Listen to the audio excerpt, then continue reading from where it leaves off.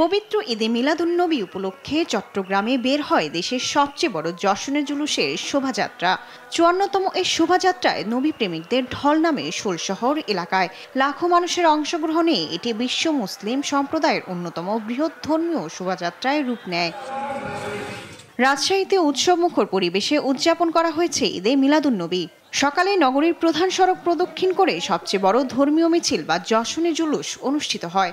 হুজুরের এই আগমন উপলক্ষে আমরা খুশি উদযাপন করছি এবং ওনার শুভ জন্মদিন উপলক্ষে আমরা আমাদের দরবারে মুক্তারিয়ার পক্ষ থেকে ভক্ত আশেকানদেরকে নিয়ে আমরা এই যশনে জুলুস ঈদে মিলাদুন্নবী পালন করতেছি।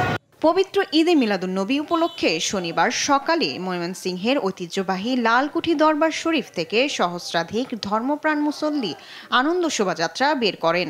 শহরের বিভিন্ন সড়ক প্রদক্ষিণ শেষে পুনরায় দরবার শরীফ প্রাঙ্গণে সমাবেশে মিলিত হন। শান্তির যে বাণী, এই শান্তির বাণী প্রচার করার জন্য আজকে দিনটি পালন করা হচ্ছে এবং পালন করা উচিত বলে আমরা মনে করি। ব্রাহ্মণবাড়িয়ার আশুগঞ্জেও আয়োজিত হয়েছে আহলে সুন্নাত ওয়াল জামাতের উদ্যোগে বর্ণাঢ্য যশনে জুলুস। চরচারতলা থেকে শোভাযাত্রা শুরু হয়ে ঢাকা সিলেট মহাসড়ক প্রদক্ষিণ শেষে আলিয়া মাদ্রাসা মাঠে শেষ হয়।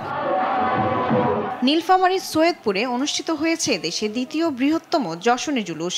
শহরের প্রধান সড়কগুলোতে ২৫টি তোরণ, মরিচ বাতি, রঙিন পতাকা ও নবীজির বাণী শোভিত ব্যানারে সজ্জিত করা হয়। আমার নবী যদি দুনিয়াতে না আসতো কোনো সৃষ্টি হতো না। আমরা ভাগ্যবান যে আমরা নবীর উম্মত হতে পারছি। আমি নিজেকে ধন্য মনে করতেছি রাসূল করিম সাল্লাল্লাহু আলাইহি সাল্লামের এই যশনে জুলুসে অংশগ্রহণ করার জন্য। দেশজুড়ে আয়োজিত এই শোভাযাত্রা ও মাহফিলে প্রতিফলিত হয়েছে নবীজির প্রতি ভালোবাসা, ঐক্য এবং ধর্মীয় অনুশাসন।